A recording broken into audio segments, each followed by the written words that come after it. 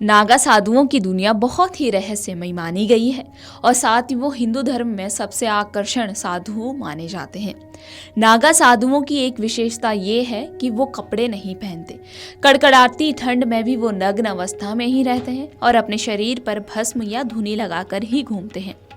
नागा का अर्थ ही होता है नग्न और ये सन्यासी अपना जीवन बिना कपड़े पहने ही बिताते हैं। इसके अलावा नागा साधु स्वयं को भगवान का संदेशवाहक भी मानते हैं। तो आइए जानते हैं कि नागा साधु कैसे बनते हैं और इनका जीवन कैसा होता है।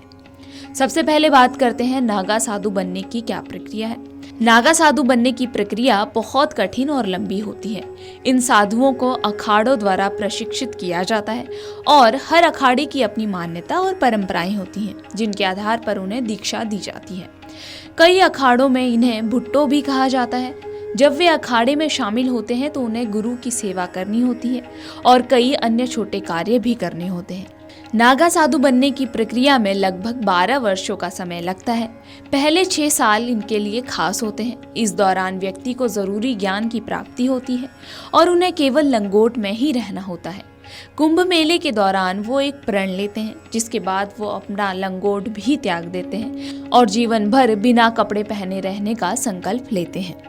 नागा साधु बनने की शुरुआत ब्रह्मचर्या की शिक्षा से होती है।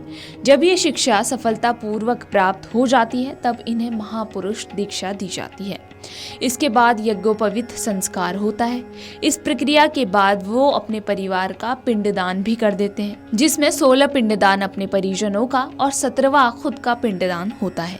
इसके बाद वो स्वयं को मृत घोषित कर देते हैं और अपने पूर्व जन्म की सभी निशानियां मिटा देते हैं। ऐसा करने के बाद नागा साधु जनेऊ, गोत्र और अपनी पूर्व पहचान से पूरी तरह से मुक्ति पा लेते हैं। अब बात करते हैं कि नागा साधुओं का जीवन कैसा होता है। नागा साधुओं के लिए सांसारिक जीवन का कोई महत्व ही नहीं है।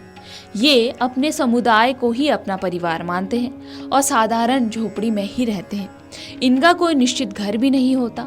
नागा साधु बिस्तर पर भी नहीं सोते और दीक्षा शुरू होते समय से ही जीवन के सभी भौतिक सुखों का त्याग कर देते हैं। इनका जीवन बहुत सादा और कठोर होता है। उन्हें एक दिन में केवल 7 घरों से भिक्षा लेने की अनुमति होती है। यदि इन घरों से उन्हें भोजन नहीं मिलता तो वो भूखे ही रहते हैं। इसके अलावा वो दिन में केवल एक बार ही भोजन करते हैं। नागा साधु हमेशा ही नग्न अवस्था में रहते हैं और युद्ध कला में पारंगत होते हैं। वो विभिन्न अखाड़ों में भी रहते हैं और जूना अखाड़ा नागा साधुओं का प्रमुख केंद्र होता है। नागा सन्यासियों की परंपरा का प्रारंभ 8वीं शताब्दी में हुआ था, जब सनातन धर्म के मंदिरों और मान्यताओं को नष्ट किया जा रहा था। ये देखकर आदि गुरु शंकराचार्य ने 4 मठों की स्थापना की और सनातन धर्म की रक्षा का दायित्व लिया। उन्होंने महसूस किया कि धर्म की रक्षा के लिए शास्त्र के साथ साथ शस्त्रों की भी आवश्यकता है और तब उन्होंने अखाड़ा परंपरा की शुरुआत की। इन अखाड़ों में धर्म की रक्षा के लिए मर मिटने वाले साधुओं को प्रशिक्षण दिया जाता था और नागा साधु उन्हीं अखाड़ों के धर्म रक्षक माने जाते हैं। अब बात करते हैं कि नागा साधुओं को भू समाधि क्यों दी जाती है। नागा साधुओं के पास रहस्यमयी शक्तियां होती हैं, जिन्हें वो कठोर तपस्या और साधना के माध्यम से प्राप्त करते हैं। हालांकि वो इन शक्तियों का उपयोग कभी भी गलत उद्देश्य के लिए नहीं करते। इनका उद्देश्य केवल दूसरों की समस्याओं को हल करना होता है। हिंदू धर्म में किसी भी व्यक्ति के मरने के बाद उसके शव को जलाने की परंपरा है, लेकिन नागा साधुओं के शव को जलाया नहीं जाता। उनके शव को सिद्ध योग मुद्रा में बिठाकर भू समाधि दी जाती है।